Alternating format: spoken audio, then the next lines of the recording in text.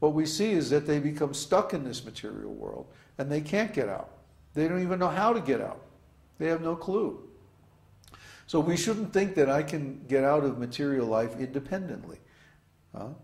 We need the help of a self-realized soul who is already out and who knows the path, who knows the way, who can advise us about the different pitfalls, the different mistakes that we can make, and help us avoid them. Someone who can give us the cure to the disease that we have of spiritual ignorance. So in this material world, it's very rare to find somebody like that.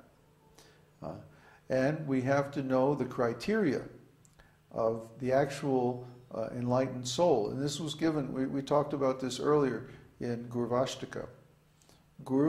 Gurvāṣṭaka means Guru Ashtaka. Guru, of course, means spiritual master. Ashta means 8, and Aka means a prayer. So Gurvāṣṭaka means 8 prayers to the spiritual master. So when we chant these prayers, we get the picture of what a spiritual master should be like. And if they don't match that standard, then we shouldn't accept them as a spiritual master. So this path is very rare, actually. Most people never find it because they don't desire it. When we desire sincerely to end our material suffering, get out of this material world, then Krishna gives us the opportunity to contact a real spiritual master. And then what we do with that information then shows whether we're really sincere. If we're really sincere, we'll take the teaching and we'll implement it in our life, even though it might be difficult to give up our material association. You know, even though our friends and family might give us a hard time. These are the obstacles because these are our attachments. And we have to overcome these attachments. And the earlier in our life that we overcome them, then the better chance we have of attaining actual spiritual enlightenment. It's, you know, a spiritual master is not a fashion accessory.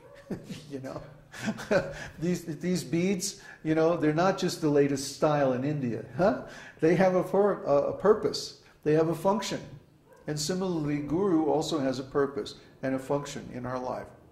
So it's not that we just take because it's a fad, it's a fashion, you know, everybody's doing it, it's cool this year, you know. No, we take a guru because we want to really get out of this material life and we really want to dedicate ourselves to the service of the guru, and by that service we approach the Supreme Lord. That's the whole point.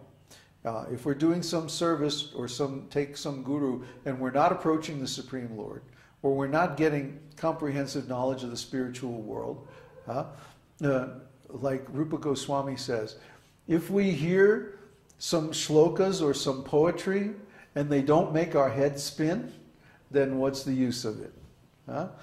So this spiritual knowledge, it should be very advanced, very elevated. It should make our head spin. It should make us feel like, wow, this is so high, so exalted. It should make us feel like that. That's an indication that it's genuine, that it's real. And we should be feeling advancement and satisfaction in spiritual life. Just like Prabhupada used to say, if someone is hungry and then they eat a nice meal, then nobody has to tell them that this is real food. You know by eating, oh, this is very satisfying. This is very nice. So similarly, when we come in contact with a real spiritual teaching, nobody has to tell us that, you know, this is the real thing, because we know by participating in this teaching, we feel satisfaction, we feel spiritual pleasure. Nothing else can give us that pleasure, certainly nothing material. So we know when we get spiritual satisfaction, when we feel happy just by chanting something. Just singing this little song is going to make us happy. So happy that we can sing this little song for our whole life and never get tired of it. I mean, you know, could you do that with, you know, My Way? I did it my way. No, you can't. You sing that song once or twice and I don't want to hear it anymore. But when we chant Maha Mantra or when we chant any bona fide spiritual prayers or something, it's like we could chant it all day. Just by chanting we feel happy. We don't even know the meaning of the words, but somehow or other we feel happy. Well, that's because Krishna is responding from within our hearts. Krishna is there. He's present within us. And when we do something that pleases him, he reciprocates. He gives us spiritual pleasure. So we know when we feel this that we're on the right track. That's the indicator. That's the measure of how closely we're following the absolute truth. That when we feel causeless happiness, there's no cause, there's nothing happening. Nobody's giving us money or coming and giving us a back massage or telling us that they love us or anything. You know, nothing's happening. You're sitting there in the room counting the beads. Hare Krishna, Krishna Krishna, Hare. And somehow or other we're feeling pleasure. Just sitting alone in the room. Well, what is this? What is going on? It could only be Krishna. Yeah? So that's the indication. That's the measure of our advancement in devotional service. When I was in Kauai, I was sitting there in the jungle all by myself. Sometimes, maybe once or twice a week, somebody would walk by on the fishing trail nearby, and maybe they would wave, but more than not, they didn't. And I was just sitting there. Hare Krishna, Krishna Krishna, Hare Hare, Ram Ram Ram. And somehow or other, I was feeling happy. Go figure, huh? What could cause that? What could it be? I mean, it was a beautiful place. Yeah, it was very nice. And birds were chirping, and the ocean was nearby, and the air was very fresh, and all that. But even so, how is that going to last for 2 months, 3 months, 4, 5, 6 months? Wouldn't you get tired of it? No matter, when people go on vacation, Uddhava is saying no. When people go on vacation, they go for 2 weeks, 3 weeks, or a month, and then they go back. Why? Because even paradise gets old after a while. We can get bored with everything. Just try it sometime. Go to a beautiful place. See how quickly you get tired of it. Because even there's problems in paradise. Yeah, material paradise. But in the spiritual paradise, there's no problems. It just gets nicer and nicer and more and more pleasurable. The more and more that I chant this mantra, the more I feel pleasure. And I've been chanting it now for, what is it? Almost 40 years?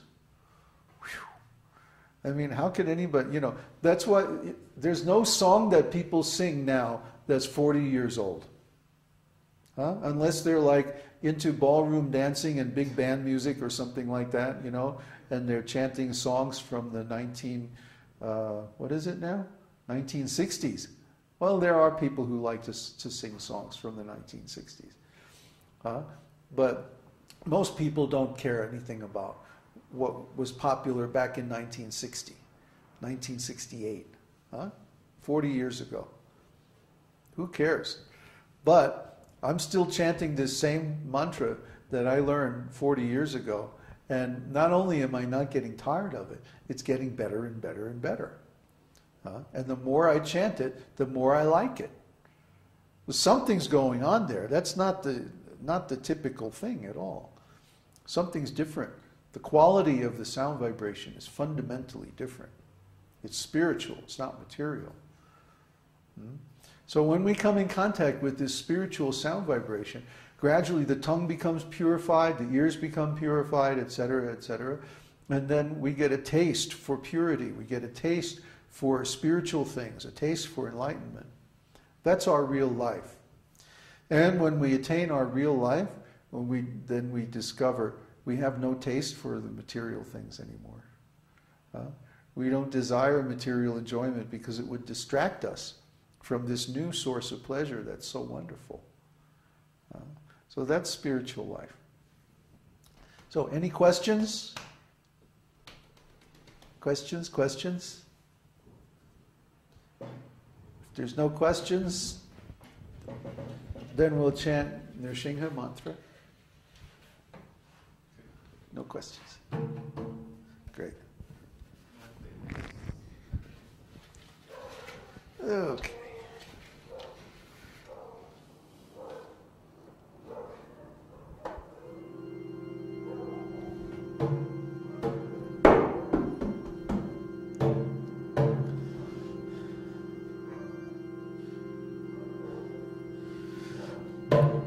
Namaste Narasimhaya.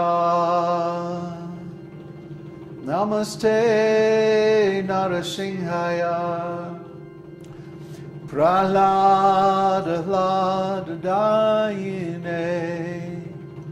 Prahlada Hladadayine.